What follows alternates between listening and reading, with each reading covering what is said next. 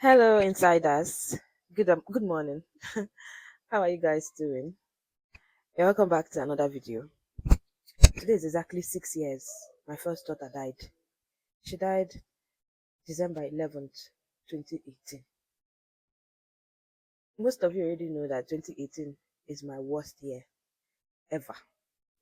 My dad died January 2018, and my first daughter died December 2018.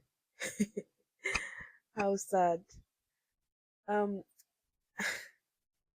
I woke up feeling a certain way today. I woke up so down. I've had kata for the past few days now. So my nose were just blocked. Everything I was just feeling somehow today. And then I just took my phone. I've been lying down this morning. This is past 11, if I'm not mistaken. See? 25 minutes past 11. I've been lying down. So I just took my phone and then I went online you know, and then I started seeing videos of my daughter. And it occurred to me that, wow, today is 11. Hey, by this time, I started running around. I think at this time we were already in the hospital. You guys, I know I haven't really shared, maybe it was a long time ago. So if you're old enough on this place, you probably know. But most people have been asking me what happened to her, how did she die. I guess is that I guess I have to share that now. I already have a video that's supposed to go up today, but this one will go up today. So my daughter was healthy, okay, nothing was wrong with her. So my daughter was healthy and okay, nothing was wrong with her. She only just complained that, mommy, my head. And I said, what is wrong with your head? She couldn't explain. Mind you, she was just few months to clocking 4. So she just said, you my mom in my head. And I said, what is wrong with your head, this child? Eh? Mind you, she was okay, nothing was wrong with her, and I was 3 months pregnant with Wokoma. I was 3 months pregnant with Wokoma. And she was the one, because whenever I'm pregnant, I used to go through hell. Thank God for my mom that will always be there to help me. So, and my children, they only have gap of two years. Anita was 2 years older than Elena. Elena was 2 years and some months older than Wokoma. So just 2 years gap. Like 2 years and small something, 2 years and small something. When I was pregnant, she was the one that used to go all the errands for me. Like, can't bring that cup that I used to spit in. She'll go and bring it. If I spit, and the thing gets full, she'll carry it and go and pour it in the toilet and clean it, put small water in it and bring it and keep for me. She was so caring. So, Elena was still a baby at the time because she was almost 4. Elena was almost 2. So, and I was 3 months pregnant. And I was very sick, so she was the one running all the errands for me, like those minor errands, not like serious errands, while my mom would do all the other ones. So she would want, if her sister is crying, she would go and carry her sister and be petting her sister. So she wasn't sick. She never had fever. She never had anything, sickness or anything. It was me self that was even sick. So, but then we noticed that every time she would shout and say, "Mommy, my head, mommy, my head," and then we gave her paracetamol and say, how can a child be having headache? I said, okay. And then it will stop. So we now decided to go and run test, on her to be sure. Say she don't get any malaria or any typhoid. So we went and we ran the test. Her dad instructed that we go and run the test. So we ran the test. She didn't have malaria. She didn't have typhoid, but malaria was just 1 plus. And then she didn't have hepatitis. Nothing was wrong with her. But then we will not sleep throughout the night. She'll be screaming. She'll be shouting like.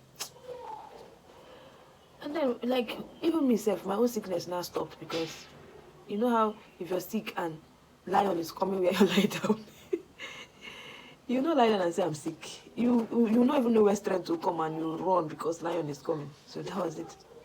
So I remember that day, she said she wanted to see Auntie Chichi. Auntie Chichi is my sister. She wants to see Auntie Chizzy. She wants to see Auntie Chizzy, and Auntie Chizzy is her paddy. Apart from my mom, that is her 5 or 6. My mom always travels with her. She's always my mom's first grandchild, so my mother they carry her play. So that day she insisted that she wants to see Auntie Chizzy. She wants to see Auntie Chizzy. So we said, okay, let's go. We dressed up and we went to Auntie Chizzy's place. So when we got there, she was cold. Like when we were going, she was very cool. But when she saw Auntie Chizzy, she became lively a little bit. So, and then all of a sudden she started becoming cold. And then we said, my sister now said, there's one woman along their street too. That woman, she does on herbs. You understand? Herbs. So they would let us go to the woman. So the woman will give her herbs. You understand? So we went to the woman. When we got there, the woman said, okay, that she's going to give us herbs throughout the night. That we'll sleep at her place. And that she'll give us herbs throughout the night so that, let her monitor her and see. She was not having fever. Her body was okay. But it will feel like she's having fever inside. You get? We showed the woman the lab result and everything. She said, they let her give her the herbs. So she went inside the bush, bring herbs, you understand? And then give her. She drank all these green herbs. And then she started vomiting. She started vomiting something like black things. Say, what is going on? She started vomiting something like black things. The woman said that this thing is not ordinary. This is an attack. There's a serious attack. So that don't worry that she's going to treat it. You understand? That she's going to give her herb, that she's going to vomit everything. So, but throughout that night, we had serious. We couldn't sleep. I don't even know what to call it. I don't know. It's only Jehovah that knows. So, and I was telling her father everything that was going on, everything. Like, I tell him everything. So the following morning, the father said no, that we should take her to the hospital. That this thing is too much. Okay, that we should take her to the hospital. So the hospital will know what to do. That she doesn't think that this herbalist can, treat it. And the woman said, no, that we should not take her to the hospital, that this is not a hospital something, that if you get to the hospital now and they give her injection, that she's going to die. At this point, I was confused.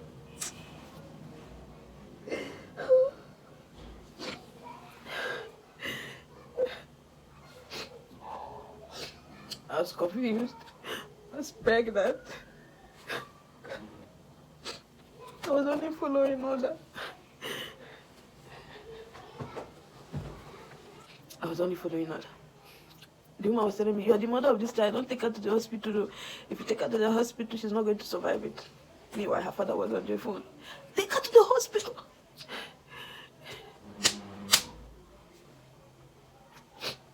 Her father was on the phone shouting, take her to the hospital. If anything happens to that child, I'm going to deal with you. If anything happens to that child.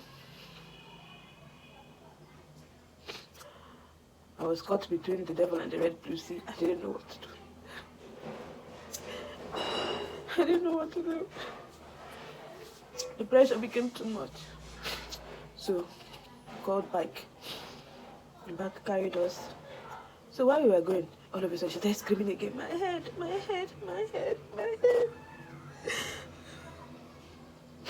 I'm not supposed to be crying. It's been 6 years, Abby. So we stopped to buy paracetamol to give her so that the thing can stop. We don't know what was hitting her head. To be a parent is not easy. You're looking at your child going through something and you cannot help. You can't even take it away.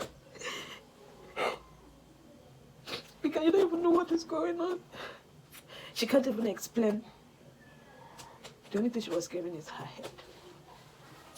So we stopped there and we got paracetamol and gave her. So while we were giving her the paracetamol, so the women there, one woman out of nowhere, I don't know who this woman is, came out.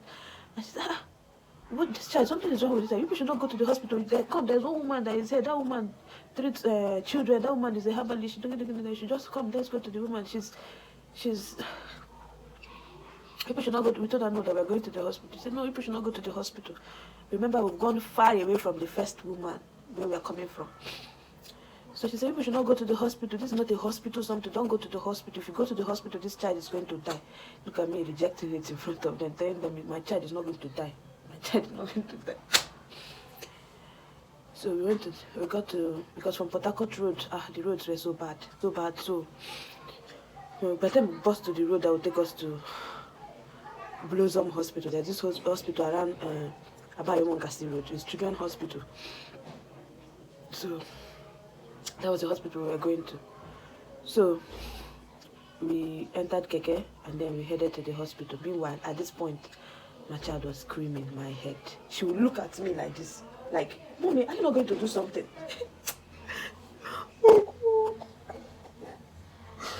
She would look at me.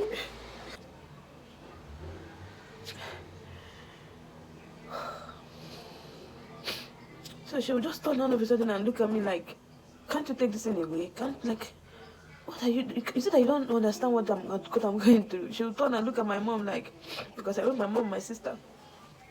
She would turn and look at my mom like, she would not even say, Aji, carry me. And Aji, my mom would carry her. And then she would be saying, my head, my head, my head. And then she would look at Aji like, even you too, you cannot do anything. Auntie Chizzy, carry me. Auntie Chizzy, carry me. My sister would carry her and we pray, shout, cry. So when we got to Blossom Hospital, the doctors were not around. It was the nurses that were there, and they couldn't admit. They said we'd have to wait for the doctor to come. And that hospital, you don't sleep there. You come, take treatment, and go. No, they don't admit people. Like they don't admit people overnight. So, and then we got there. It was already afternoon, mid-afternoon. So we couldn't wait because they said the doctor is not yet here. The doctor will be coming around in 2 hours time. We said, with the way she was going, 2 hours was too long, too big. So we decided to go to Living Ward Hospital. We got to Living Ward. You see, some doctors, God could punish you now. Some doctors, some nurses, God go punish you for that. We got to Living Ward Hospital. They were acting so nonchalant. They were acting so nonchalant, like life and death is in their hands. Whoever they say leave, leaves. Whoever they want to take serious, they take serious. Who they do not want to take serious, they don't want to take serious. We got there. She was not having fever. Nothing. Just her head. So we got to the hospital. You get this card, you get that card. Before you see doctor, so many line queue. We told them it's emergency. We got the emergency card. The emergency, we needed somebody that will attend to us immediately. But yet you still have to follow procedure. There were a lot of people waiting even in the emergency, and the doctors were taking their time, acting like anybody that wants to die, let the person die. When they finally got to our turn, so that's look. We even brought the lab results that we went. I brought the medicines that we've already been giving her. I brought everything. I told us that if there's even the woman that gave her herbs, it was herbs, like all these leaves, and you give her the water. It was herbs. And immediately the doctor started judging me. You see, that's how you people be killing your children. That's how you people be doing this one, doing that one, doing this one. Immediately the doctor started, look at how, like, everything was just passing through my head. Meanwhile, hey, no, we don't want crowd. Only who is the mother of the child? Who is the mother of the child? And I came in. They didn't want me to come in with my mother and my sister. Who is the mother of the child? This people, after blaming, I said, please, okay, no problem. Just anything that you're going to do, please, save my child. Save my child. Anyways, and then we go into the ward. I'm coming. I went to the ward. Meanwhile, when I got to the ward, the nurses came and they started putting drip on her. So when they put the drip on her, and then she stayed calm for some time, and we were like, thank God, thank Jehovah. So at this point, so then what was I saying again?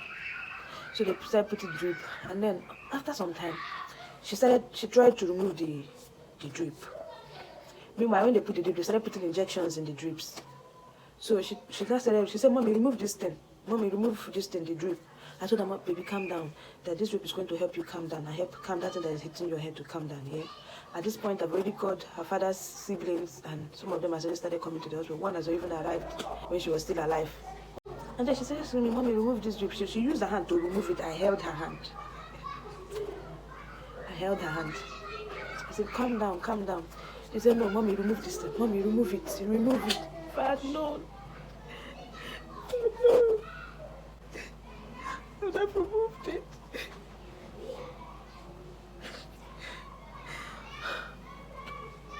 Instead, I held her hand. And I was telling her, don't worry. You'll be fine. The next thing I know, blood started coming out from her nose. She started behaving irrationally.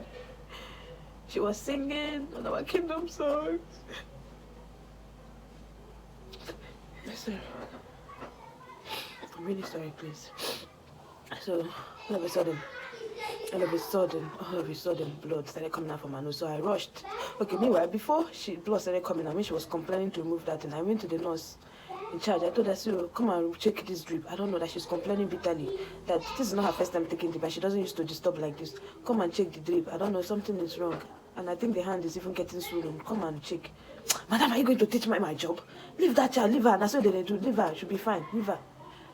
I came back. My mama was like, where's the nurse now? Maybe you went to call the nurse. I said, I've called her. But she said that she's coming, that's how it used to be. Meanwhile, she was screaming, remove this thing. I didn't know whether I should remove it. I didn't know. I went back again. And I told her, come, it's serious. I don't know, it's serious. Madam, I said, get us from this place. What kind of thing is this one? Will be disturbed? Are you the only woman whose child is here? Are you the only woman that your child is here? Why would you be doing it? I came back again. This time my mom now stood up and went to go and call her. Then she now came. When she came, at the time when I came, blood was started coming out from her nose. Blood was now, she started coughing out blood. It was then that they rushed and ringed the alarm. The doctors came, they removed the drip. At this point, she was now motionless. She was not moving again. They now laid her on the bed and started pressing her. You know, those in the press on the chest. Pressing her, using the machine to press her, doing every damn thing. But it was late. My daughter stopped breathing. Somebody that was talking a few minutes ago. She stopped breathing, stopped talking, and that was it. Meanwhile, they were telling my family and my ex-husband's family that were now there in the hospital, people should leave this. This place is so crowded. Why are people crowding this place? People are crowding. People should leave this place. That was how my child died. The next minute, people should hurry up and leave the bed, though. There are patients that want to use the bed. Are you people going to put the child in the mortuary? Are you people going to... Without feelings, nothing. Nothing. Carried my child. I was screaming. We took Keke that would take us home. I was shouting. My mom backed her. And we were going home. I would call her, shake her. She didn't move. And then we got home. At this time, news had already spread. Both my enemies, people who didn't like me, people who were pretending to like me, people who were happy what happened to me, all of them came. Even people who genuinely liked me and were sad for me.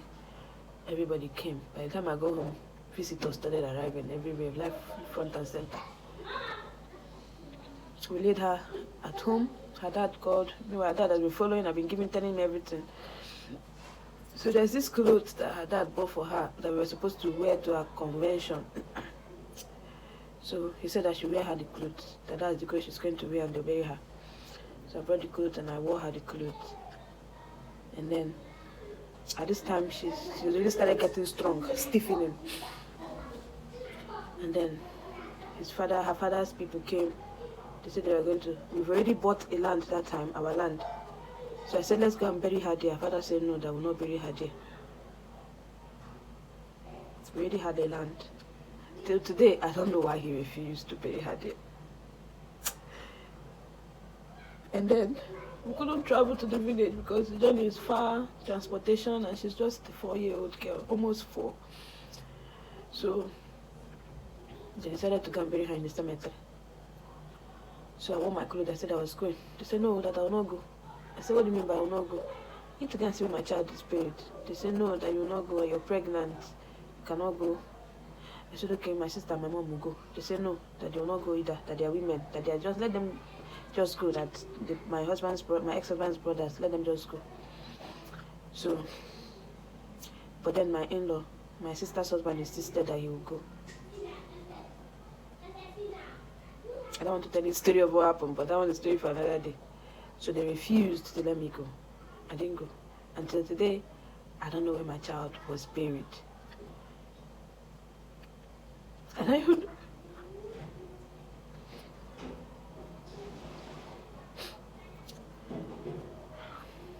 that was it. It's been 6 good years. 6 years. I'm not crying because I do not have hope. I've avoided making this video in the last 4 years. But then the questions were really becoming too much, so I decided to, answer the question. So that was it. That was how I lost my child 6 years ago, 11th December 2018. Today is exactly 6 years. So, like I said, I'm not crying because I do not have hope, because I know I'll see her again, and I'm doing everything I can to be able to see her again. Sometimes when I decide, like, you know what, I don't do again. See this good getting this, I know I beg. And then I just remember that I have a child that is depending on me. A dead child. That needs me to do good so that she can come back. To do good and survive this system of things so that I can see her again, so that she can come back to life. So, I'm doing everything I can. It's not easy, but I will see her again. And funny enough, Elena talks about her regularly. You would think she was the oldest one. Elena was 2 years when she died. But because of their bond, and the funny thing was, even when she was dying, she knew I was going to give birth to a boy. She'd always tell me, "Mommy, take care of my sister and my brother. Mommy, take care of my sister and my brother." So, "Mommy, take care of my sister and my brother." What of a baby? She wanted to see a baby even in her final hours. She was like, "Where's the baby?" And I told her, "Don't worry, the baby is coming."